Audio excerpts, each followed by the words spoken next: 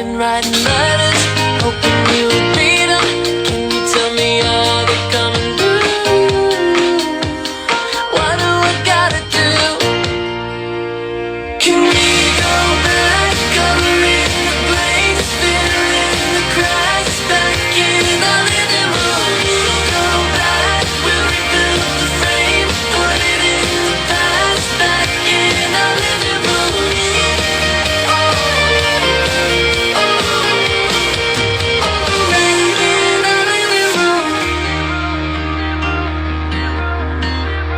Records were playing, they were burning candles too, and you would dance on my toes. Wine bottles were draining, with all that we went through, our bones were starting to show. I've been writing letters, hoping you would read them. Can you tell me are they coming through? What do I gotta do? Can we go back, coloring the blanks, filling the cracks, back in the living room? Go back, we'll rebuild the frame, put it in the past, yeah, back in the living room. Back in the living room.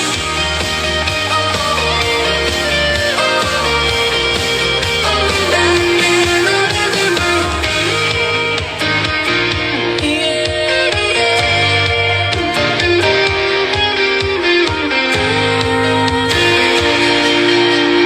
Can we go back, coloring the blanks, filling the cracks, back in our living room? Go back, we'll rebuild the frame, put it in the past, back in. Can we go back, coloring the blanks, filling the cracks, back in the living room? Back, we'll rebuild the frame, oh yeah, in the past, back in. Can we go back?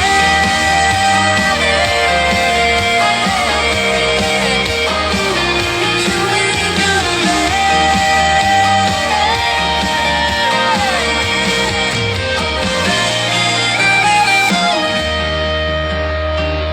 Hey guys, how you doing? Good to see you guys again. That was Living Room by Heffron Drive. Thank you for all tuning in. I know you're watching us from France. Salut la France, ça va aujourd'hui? España, ¿qué tal? ¿Cómo estáis? Who else we got? We got Israel. We got Brazil. Brazil. Hi, Brazil. Well, thank you guys for tuning in one more day. I'm back. I'm back with Room Service, this little music festival that I'm trying to curate, you know, where I'm introducing the artists that I like. Some of them are my friends, some of them are not. But they're artists that I like, that I respect, and that I think have a message that must be heard and must be shared. So today I got my good friend Kendall Schmidt. Let me see if he's right on the other line. Let me see. Kendall? Are you here, Kendall? Kendall?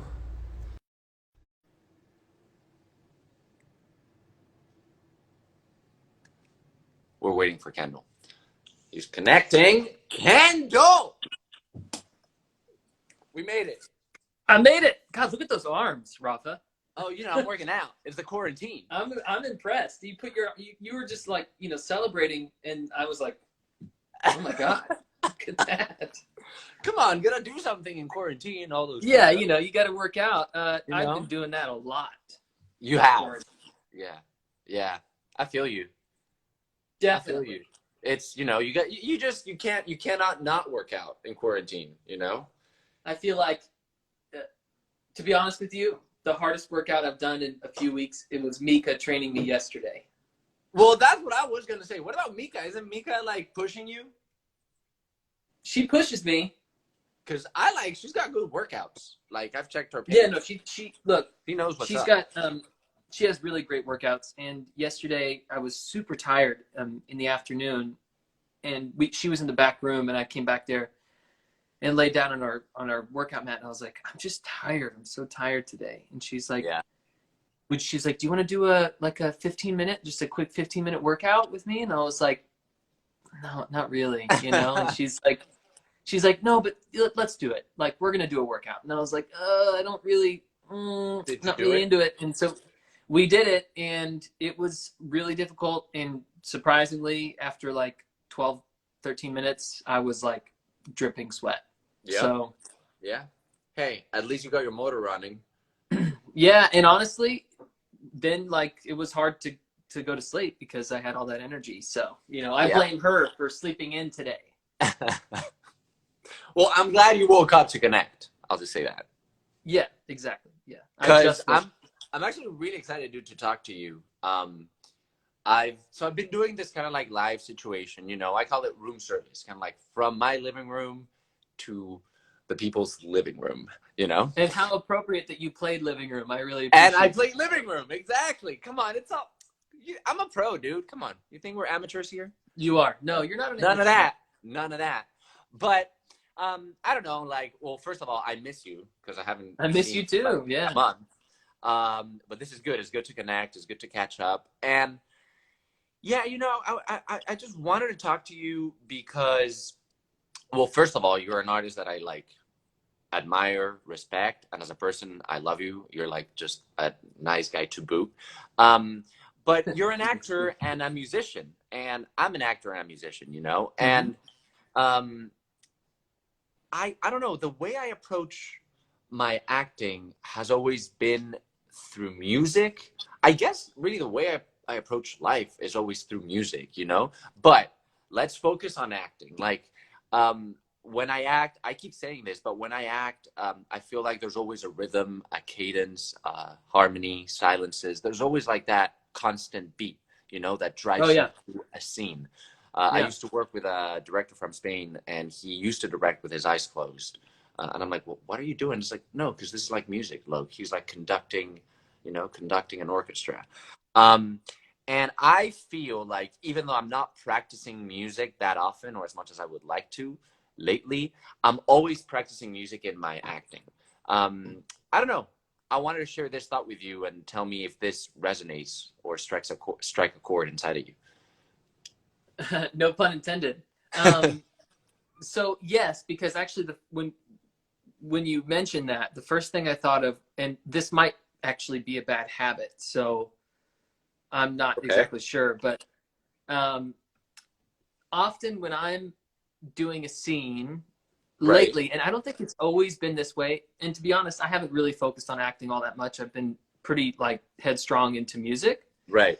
But I have noticed that like if there's a line where like I say something and then like there's a pause and then I like add something on top of it, I do this thing where I'll like say the line and then I'll like my foot will tap, I'll go, and then I do the next line. And so it's almost like giving myself a beat.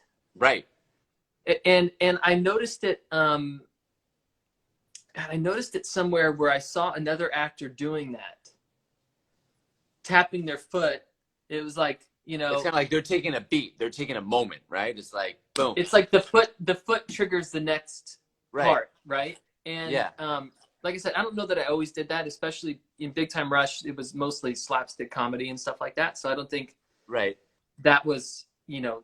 But for like a, you know, more dramatic stuff, I found myself doing like keeping a beat like I normally would. And it's funny, I actually tap my foot more acting than I do playing music, because I actually don't really keep a beat with my foot at all. But when you're acting, I do. There's that inner drum, right? That gets you going. Exactly. It's really weird. I don't know. I thought it was an interesting thought, and I wanted to share with you, because I keep saying, and a lot of my friends kill me for saying this, but I do think that every actor is a musician. I don't think every musician is an actor. You know what I mean? Yeah. So that totally makes sense, because I mean, there's a flow to everything in acting, and in music, of course, there's a flow. But I think we all know that there are, like, just visibly some musicians who are definitely not actors. Indeed. You know, we've seen it. I'm not going to throw any names out there, but we've seen it. Exactly. Yeah. No shade to anybody, but it's been proven. Yeah, man. Did you So did you start did you start with acting or music first? actually, that's what I was gonna talk about. I started with music. I was Okay. always, I always did music since, like, you know, when I was a kid. My mom signed me up to like a music conservatory, and I did not really know what I was doing. But then eventually, you know, you keep going, you grow up. Like, I started hitting my teen years, and I was like, okay, cool, I like music. I grew up playing piano, music history, solfege, all that stuff, you know. Um, but as I was developing, I guess, my musical talents, um, my inner acting monster creature was also waking up, you know. Yeah. And I always knew I wanted to act is something that I always knew I wanted to do. It's not like I was, I don't know, 20 years old and I fell off my bed one day, hit my head, and I was like, yo, let's be an actor. No.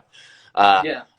so yeah, to me, I also think that is why I always consider acting and music going hand in hand, because I grew up with them hand in hand, and they started developing and growing within me at the same time. So it's really hard for me to separate them, you know? Yeah.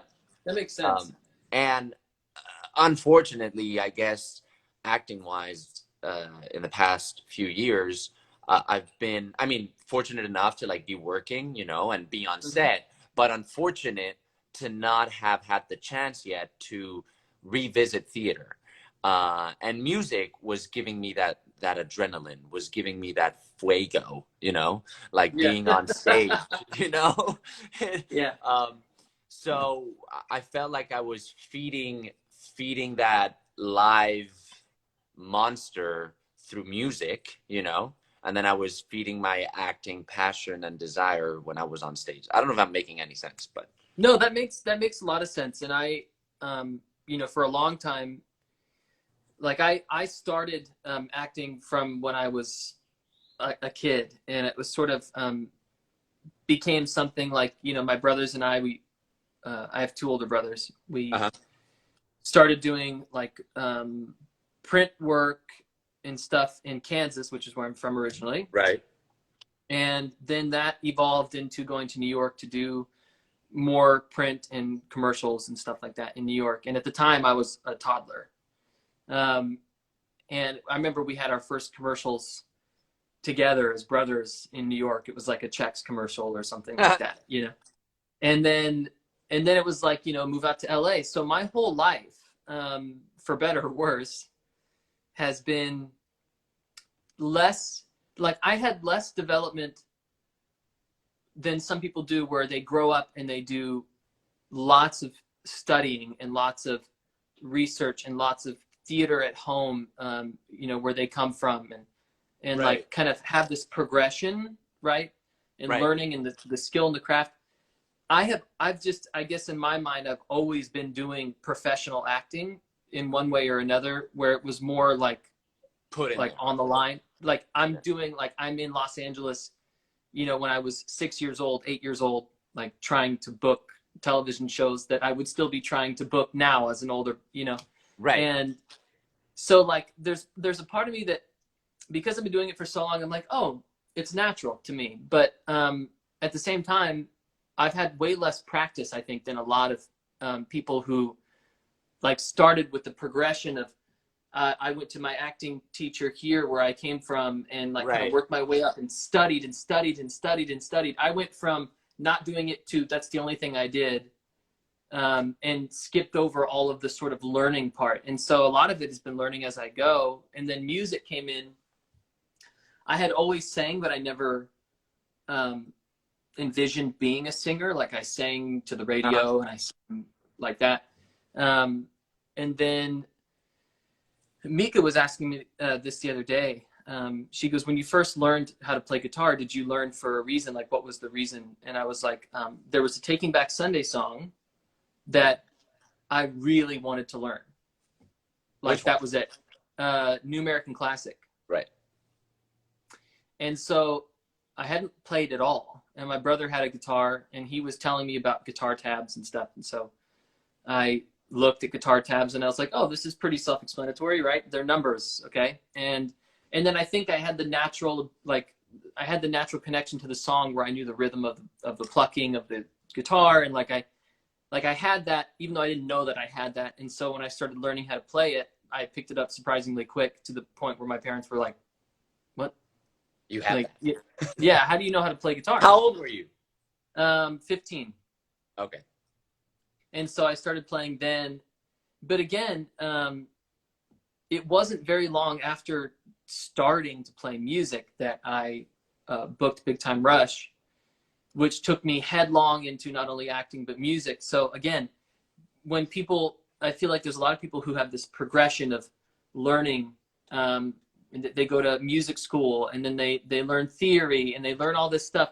I went from, I'm getting into music. I was making music, a couple songs with Heffron Drive when I was like 17, and then 18 I book a show, and then I'm doing it in real life, and not going through the process of learning it, you know? Right. So it was sort of like learning it on the spot a lot more. And so there's a part of me that wishes I had that. But right, because when you're learning on the spot, the stakes are higher too. The stakes are higher, and you're also at the same time you're learning on the spot, and you're also having a really fantastic time, right, doing a lot of cool stuff, and you're not really thinking about, you know, oh, I need to prepare and, you know, focus more. I mean, I'm sure some people do. I mean, I was having a great time, but right, of course, no, of course, dude. Yeah. So it's interesting that, like, I wish, there's part of me that wishes I had that experience of learning progressively. It's sort of like going to college, right? It's like, yeah, it would be like going to freshman year in high school and then being dumped in college and then being like, okay, I guess I'll just do it, right? It was the same kind of thing. And so I missed like this gap of learning experience, and just kind of dove in head first, I guess, to everything. Do you find yourself now going back, or trying to go back and visit what you weren't able to visit back in the day? There's a part of me that really wants to. Okay. Then there's another part of me that goes, there's no time. Right. That's why I was interested in asking you this question, you know? Yeah, there's no time. Now I'm an adult, and I have to worry about my career. Stuff. I have to worry about my career and my life, and making money, and, you know, trying to be as successful as possible. And also thinking about other things that feed my soul at the same time. Like, I don't want to just like make money. I want to do other things. I want to help people, and I want to do all that stuff. So I wish I could, like, believe me, if I could say, oh, I'm totally good. I'm just going to go to music school, you know, I would, but I get you, man. And I do feel like people always say there's always time. And I'm like, yes, I get it. There is always time. But I also think that time has its moment and place in space. And even though there is time to do it, is it really the right time, you know? Because maybe that time had passed. And hey, for better or for worse, you know, you were doing something else. I'm like, that's another thing, you know? But I get it, man. Like, I always wanted to tap dance, for example. And people are like, dude, you should tap dance right now. I'm like, I get it, but I don't know. I feel like now is not the time. Yeah, you're like, I got other stuff I got to do. Yeah, like, I wish I did it, and I wish I did it when I was a kid. Hey, I was doing some other stuff. Cool, great, you know. But so how do you find yourself nowadays feeding your creative monster? Like, how's your creative process been lately? And when I mean lately, I'm not talking in COVID times. Like, I'm just talking lately. You know what I mean? Like, because hear me out, man. I met you because of Heffron Drive. Mm-hmm. Like, I did not know of Big Time Rush and of you being on Big Time Rush. I met Kendall, the musician. I didn't meet Kendall, the actor. And then we spoke. Mm-hmm. Yes, I was in this TV show, which also was like a live band. So I had a music career, you know. But then that ended, right? And now here we go. I feel like we go back into the real world. And we're still artists. We're still actors, musicians, even though we might not be on tour, or we might not be on set, or we might not be making money out of it that month, you know? Yeah. But how do you keep that creative process alive? It feels like, and correct me because I don't know, but like, did you dive right into Heffron Drive after you Yeah, finished Big Time Rush? immediately. Yeah. I had actually been writing towards the end of our touring. You know, if I had like a couple weeks off back in LA, I would be writing and working on stuff. So by the time it was like done, like, okay, Right. that was the last show. There's no plans for anything for a while. I had already had songs in the bank and ready to go. Right. And I dove in and like, look, again, this is what you talk about diving in head first. What I was saying about all that. It was the same thing with Heffron Drive after the band. I didn't take any time to reconvene with myself and check in. And it went from, I think the weirdest part, and look, some people, I think Big Time Rush was a whirlwind of an experience. Uh-huh. And it was so wild going from not ever playing a show to within 6 months, had never played a show for anybody, maybe besides at like a pizza place for my friends. Right. And never played a show, booked a show, we start working on it, we start touring, and we go from nothing to like 15,000 people every night. And so you get you talk about feedback, it's like immediate feedback times 15,000. And it's like this huge moment. Then you get done and you don't realize how wild that whole experience was because you were just living it. And I immediately went into the band with Dustin and started working really hard on that. And like found myself having expectations similar to what I just got out of and not meeting those expectations because obviously it's a different machine. It's not, Heffron Drive isn't funded by Nickelodeon. It's not funded by Right. It's a different beast. Dude. It's a whole different thing. And so like, I think in of course, in hindsight, I would have probably just taken a little bit of time, even if it was like 6 months or a year, just to sort of check in with myself, go like, wow, that was wild, huh? And like make a better plan. I didn't plan it as well. But then again, like life happens and you just, you learn from it, I guess. And I also feel like maybe it was going into Heffron Drive right away from Big Time Rush, kind of like, it was like a smooth landing after Big Time Rush into real life, right? Maybe it helped make that transition a little cushier, right? Yeah. Because you go from 0 to 100 from like, I mean, I feel that crash every time I finish a job. You know what I mean? Every time I'm like on the TV show or like, I'm like, okay, hold up, let me readjust here, I mean, that's a good point, actually. It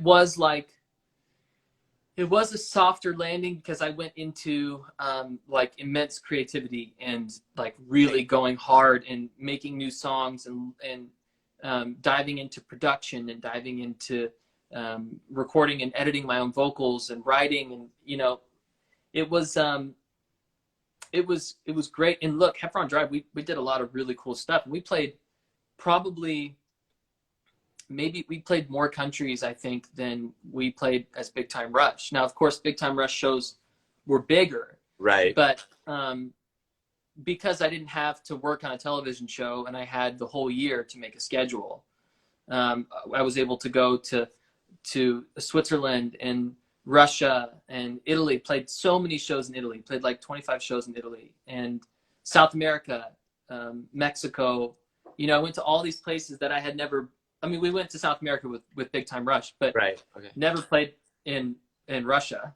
We played 2 shows, Moscow and St. Petersburg with Heffron Drive. Wow. And so like, it was a different experience. I got to do a lot of stuff that I didn't do before, and it was also being completely in the driver's seat. So let me ask you this. This might be a little personal, but I'm just curious because it happens to me. Yeah. You were saying earlier, with Big Time Rush, you went from like playing at a pizza place at playing a fucking stadium with what, 15,000 people, Yeah. night and day. Did you feel like did you suffer a little bit from imposter syndrome? Because I do still today. In at what point, like going At from the 0 to time, 100? when you were like, what? Like, what happened here? Like, because it went so fast. Yeah, well, there was a point. There was definitely a point where it was like, this is this is super big. I guess I didn't realize, but I'm gonna say something that I've tried to figure out the best way to say for years, and I've still not have been satisfied with it. But like people would ask then, how does it feel to be have a bunch of people yelling for you, or to be playing these big shows? Like, how does it feel? How does it feel? And the way I would describe it was, because I had been acting for so long in a professional way, trying to book something of significance, trying to do something of like, we were trying to, like, my brothers and I, as young actors, we were trying to book Harry Potter. I auditioned for it, the first one for Harry Potter, and like, we were trying to be that. And so it was like, after all these years, I finally booked something that actually, I wouldn't have known it at the time, but it got really big. Right. And I was explaining to, every time someone would ask this question, I would say, in a lot of ways, I feel like I was prepared for this. And that I feel like I'm somebody who can handle this, because what I understand about this job is I'm super blessed to have it. And my main responsibility as an entertainer is to entertain people. And then the other thing is to be kind and approachable, because I grew up around people who weren't big and weren't famous, became famous, and then I never talked to them again. Yeah. You know what I mean? And so I always rejected that. And I felt like my responsibility is to be approachable. I always want to be approachable, because I am approachable. Like, who am I? I'm not confused about who I am because I'm doing this thing. You know what I mean? I'm still Kendall. I came from Kansas. I have 2 brothers, my parents, my grandparents. Like, I'm the same person as you. We're exactly the same, So I always felt, the only time that there was imposter syndrome actually was when I was doing Heffron Drive and coming off of being part of something so big. Yeah. I for some reason, maybe I thought it could have been the other way, because I'm like, okay, here I am now, more like of a grassroots movement. I can feel the crowd, I can see them. Maybe there's like 200 people in our shows. I don't, as opposed to, sometimes like, but it went the other way around. That's so interesting. It was totally the other way around, because at the time I was like, this is fun. I can do this. Like, I can handle this. Right. And then also, by the way, Big Time Rush was from 18 to 23, which I still feel like is pretty young. Of course. I feel young now, but that was a different time in my life, and I've changed a lot from 23 to 29. And Heffron Drive was from 23 to 27. And that was I think that your mid 20s, I think, can be a turbulent time. Yeah. Because you're an adult, but you don't really feel like it. Yeah. At least I don't. Yeah. I see people that are younger than me, and I see them on TV, and I'm like, they must be in their like 30s, and they're like, I'm 25. And I'm like, oh, okay. What? Well, I still feel that way when I see college football players on television. I'm like, that guy's, he's much older than me, and it's like, he's 19. You know? Yeah. So that was my imposter syndrome, was backwards. It was with Heffron Drive, because I'd come from this giant project, and then all of a sudden I'm doing something, and I'm like, wait, why aren't the crowds this big? Right. This is really weird.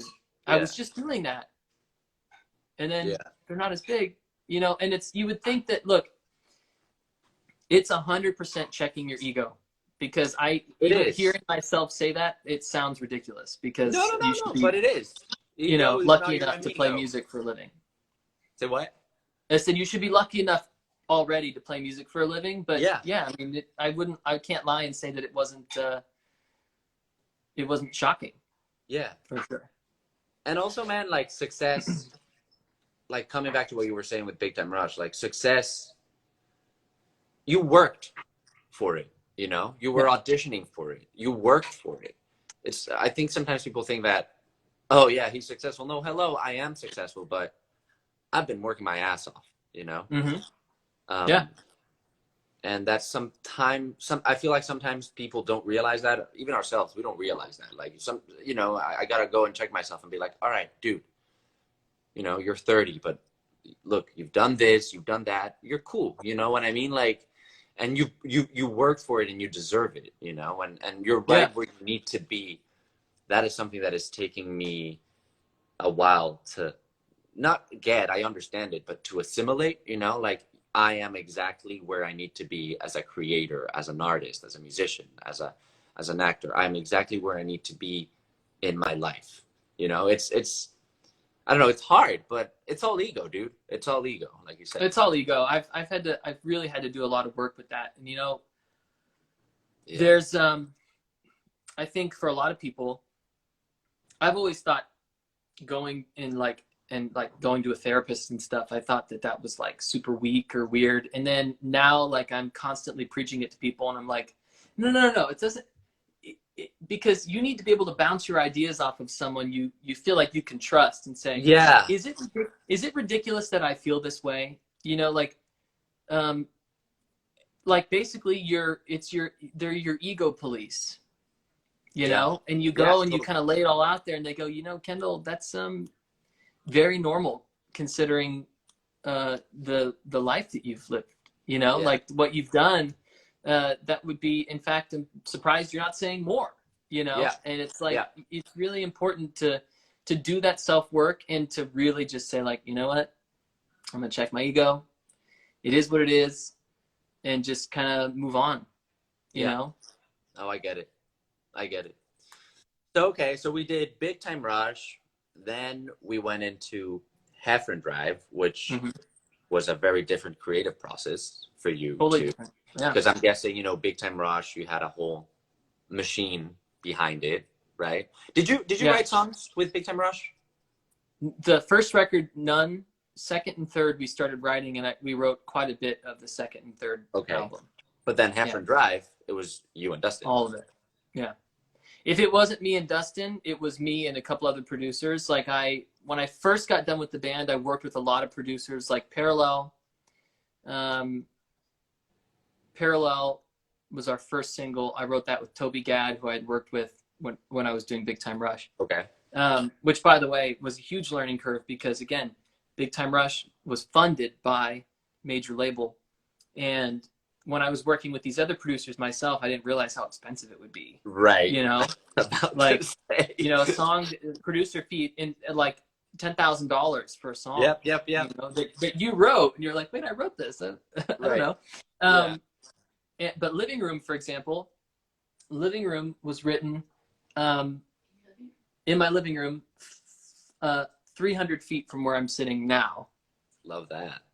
I lived in this house 2 houses down from where I live currently 6 years ago, and brought some gear into the living room of that house, wrote it, and then Dustin came over later that day. I had written the first verse and the chorus, and then I was like, I'm stuck on the second verse. He helped me write the second verse, finished the song, and now it's weird that you were playing that because I'm sitting in a different house 6 years later, 2 houses down from the house that I wrote it in. Wow. Yeah, it's really strange. It's come full circle. Actually, funny, when you were playing that, I hadn't look, when you have so many songs, like you forget about some of them. Like I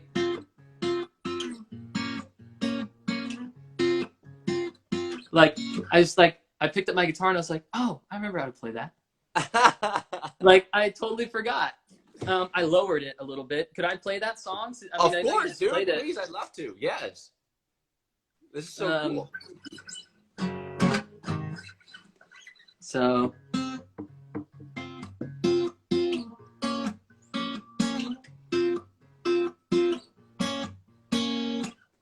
Remember painting the living room when we were building our home. We must have been dreaming or breathing in the fumes, 'cause now we're standing alone. I've been writing letters, hoping you would read them. Can you tell me how they coming through? What do I gotta do? Can we go back, coloring the flames, filling the cracks back in our living room? Go back, we'll rebuild the frame, put it in the cracks back in our living room. Oh, oh, oh. Back in our living room. Records were playing, they were burning candles too, and you would dance on my toes. That's right. Wine bottles were breaking, wine bottles were breaking. With all that we've been through, our phones were starting to show. I've been writing letters, hoping you would read them. Can you tell me how they coming through? What do I gotta do? Can we go back, coloring the flames, filling the cracks back in our living room? Go back, we'll rebuild the frame, put it in the cracks back in our living room. Oh, oh, oh. Back in our living room. Yeah. I skipped the bridge, but the bridge is just music, so. Yeah, no, I know. That was cool, dude. I haven't played that song in probably 3 years. Wow. So if I was a little rusty on I'm some glad of the we parts. did it here. Oh, Yeah. dude, it's just like you and I, just having a FaceTime conversation. Yeah, there's nobody else watching. Yeah, you know. Oh, that's cool, man. That's cool. That's cool. So then, okay, you were writing with Dustin. It was just you and Dustin, so you had major control over your creative output and input. And then Heffron Drive came to a halt. And what now, dude? Like, so what's going on? You're working on your solo career as a musician. Are you auditioning for acting? Are you writing music for other artists? What are you doing musically speaking? Say what? I was auditioning for acting up until two months ago. Right. Or right. a month. And then now everything is stopped. Pretty shut down. Pretty shut Have down. you had any auditions since lockdown? I've had 2 self-tapes. Uh-huh. And they were like filming May 15th and the other one was filming June 1st. And I'm like, it is not going to happen. Like, yeah, they're not.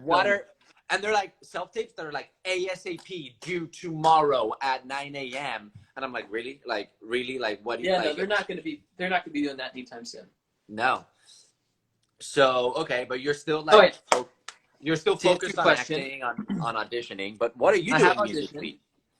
Musically, I've written some solo stuff, one of which I'm going to play you later. And, well, I guess later, soon.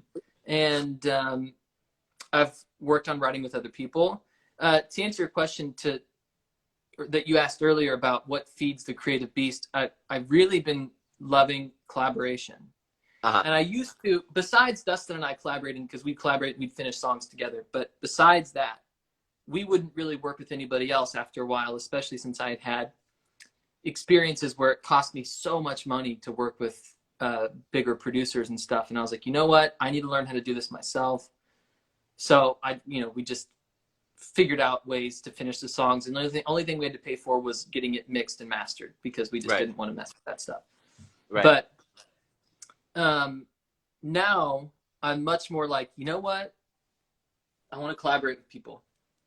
Recently, I've done a couple tracks where I've made the sort of the root of it and built it to the extent that I could. And this is mainly for like licensing things. That's another thing I've been getting into is licensing music and getting into producing songs that might be used in trailers for movies and syncs and licenses and stuff. Not many people know about this, but it's actually like a lot of big musicians do this. Well, look, And- it seems like there's a group of unknowns, like, because no, they're not like, we talked about this, right? There are people know musicians as people on stage. That's pretty much it.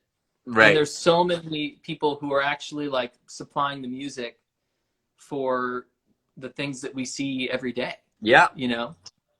Behind the scenes. Anyway, And- so I've been getting into that. yeah. So you've been writing for commercials, for other artists as well, maybe? Other not? artists, I've worked with some other artists. I've also been working with, I'm making a vocal pack for Splice.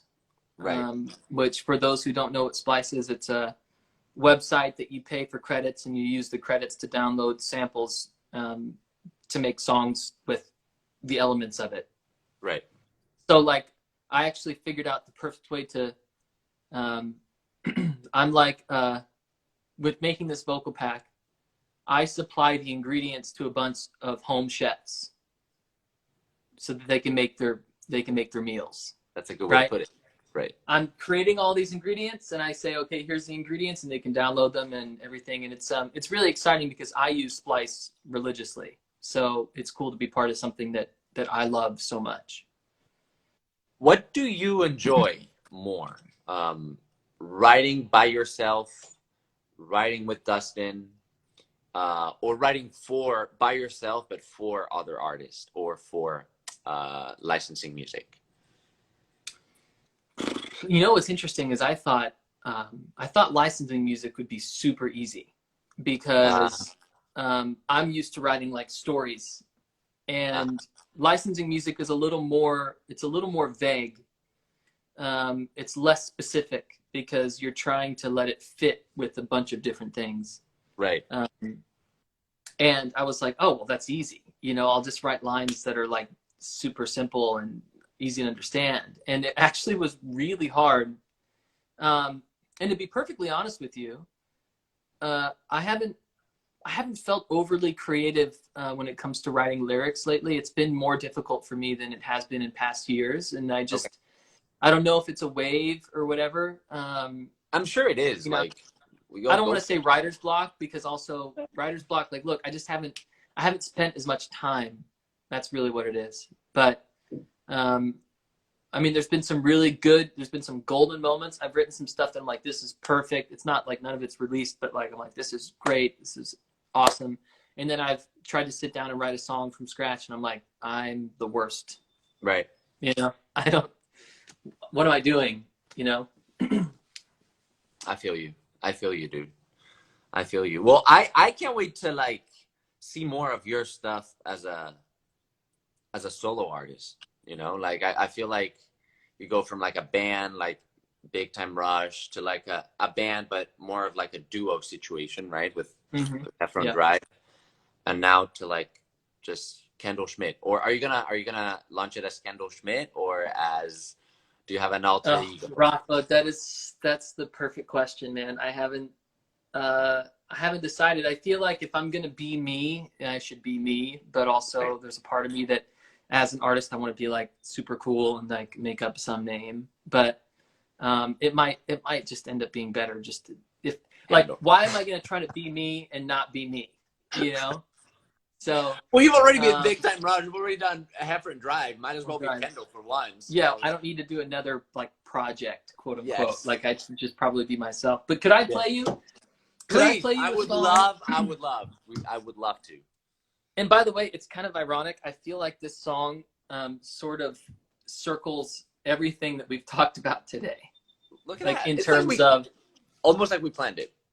It's almost like we planned it.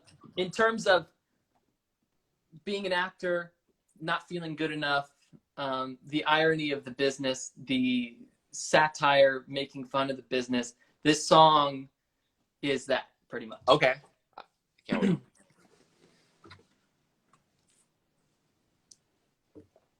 I've seen some people, when I played this one time before, and I've seen some people comment like saying, is that song called Hollywood Husband? And because if you didn't know it, it would kind of sound like that, but it's actually Hollywood Has Been, for anyone. Hollywood, oh, okay. H Hasbeen. Has been. Hollywood has been.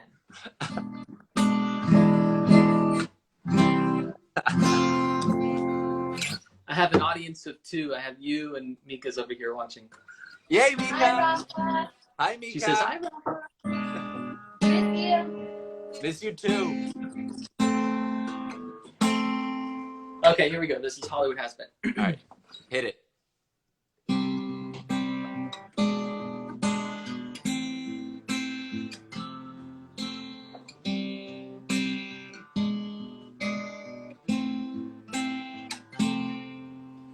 Save me from myself, I'm just a piece of shit who don't know better. Keep me locked inside your box of pennies, safe for stormy weather.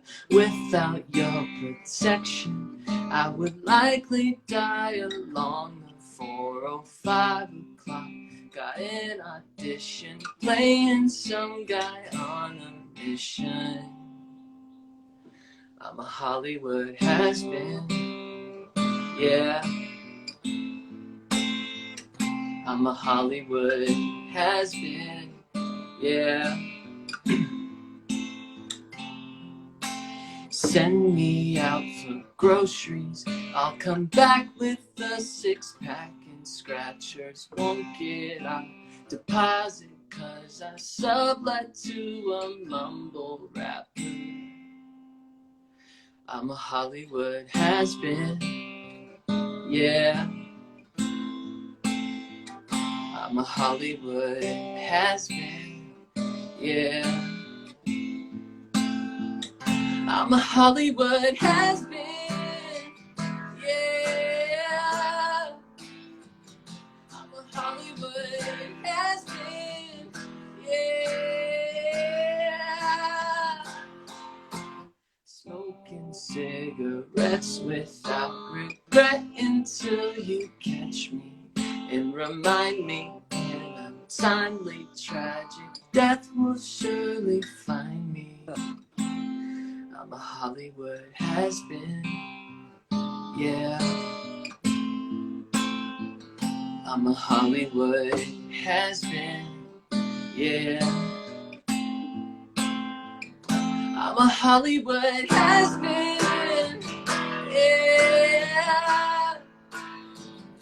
I'm a Hollywood has-been,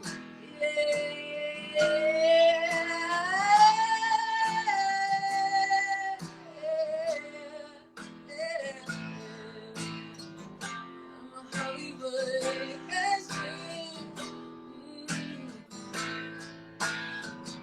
I'm a Hollywood has-been, yeah, yeah. I'm a Hollywood has-been, yeah, yeah, yeah, yeah.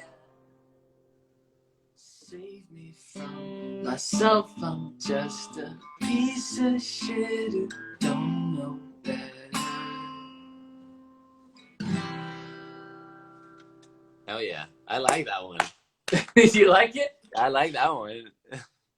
I like the build Thank up. you. Dude, that's a good one. Do you have it fully produced?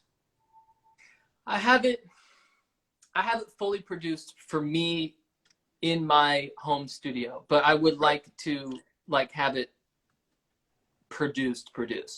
I'd love to hear your version between you and me. The one I'll that send it to you. Please. Yeah. Yeah. Because I just wanna hear the production idea. Yeah, it obviously acoustic. It's No. linear. But It only gets so loud, but it gets much bigger. And to me, I wanted to sort of emulate a little bit of Creep, like Radiohead. How yeah. And so there's a little bit of those elements in there. And then really, I so badly want to get like a string section, because on the part where it gets really big, yeah, when that comes in, it's a musical break, and I want the strings to be doing the melody of the verse over that, which is That's very British. Yeah, I want it to be like almost a mix between Radiohead and Champagne Supernova or anything from Oasis like that. Right. You know, so Oh, that'd be super cool. yeah. That'd be dope. I'd love to hear the produced version you got, though. Just send it I over. will send it to you. I'll send you another one too, but the other one I love. I just haven't I haven't practiced it as much, and it's a little tricky. So That's cool. Still Yeah. send it over. I'd love to. I'll send them both. I'd You can love hear them to- both. Yeah, we'll talk. We'll talk off of Insta world. Yes. This has been so cool, man. Like, I can't believe we haven't done this earlier. I know. I'll join you anytime, and I'll have Same you on here. mine. I'll have I'd you on love Coffee to. with Kendall. Please. When are you doing it every day? No, well, when the quarantine thing started happening, I was like, oh, I'll do Right. it as much as possible. I'll do it every day. And then I was like, I've been doing actually a lot of sessions, and so I really haven't had time. And the other thing is, for better or worse, I mean, I think honestly for worse at this point, I've been sleeping in a little more than normal. Hey, that's fine. And it's partly because I've been going to bed later. And it's not like I'm like up partying. I'm just like not going Right. to bed. And I Right. wake up a little later than normal. But yeah, to answer your question, I was doing it like Monday, Wednesday, Friday, or Monday, Wednesday, Saturday. And then it became like Monday, then Saturday, and then it became just Saturday. So what I'm doing is I'm announcing it the day before. Love. Partly so I can I want to figure out who's going to come on the show and what I'm going to do. And so I'll just okay, Saturday's a good day. So I'll plan it for Saturday and I'll announce Right. it on Friday, Amazing. Doing it every day, that would be great. But I'm also It's a lot of work, too. I'm thinking about. Yeah. I feel you. Dude, I'd love to be in Coffee with Kendall whenever you want. You're more than welcome. I'd love to. Thank you so much. This has been great. I can't wait to hang out, man. I know. I can't wait to, give you like an actual hug when all of this is over. Because I do miss you. I do miss you. But dude, send me those songs. This is the ET thing. Yeah. You too. Send me those songs. I'll send you those songs. Yeah, and let's talk. You can't share them with anybody. I promise I won't. All right. Not you. Cool. All right. Thank you so much. Thank keep you. talking. Say bye to Mika. Can she hear me? I will. He says bye. He says bye. Bye, Mika. She says bye, Rafa. And I love you very much. I love you very much. Let's talk soon. Please. All right, man. All right. Take care. See ya. Bye. Peace. Bye. Well, that was so much fun. My friend, Kendall Schmidt, actor, musician. You might know him from Heffern Drive or from the hit TV show and band, Big Time Rush. Not only is he talented, but he truly is one of the kindest guy I know. And it was so cool that he wanted to join us live here. I hope you guys enjoyed it. If you're watching in France, merci beaucoup. España, gracias por volvernos a conectar. Creo que será de noche por ahí, ¿no? Así que sí, a dormir. Brasil, Argentina, ¿qué más veo? Israel. En fin, gracias. Thank you, everybody, for joining, for tuning in. I'll catch you on the flip side. Bye.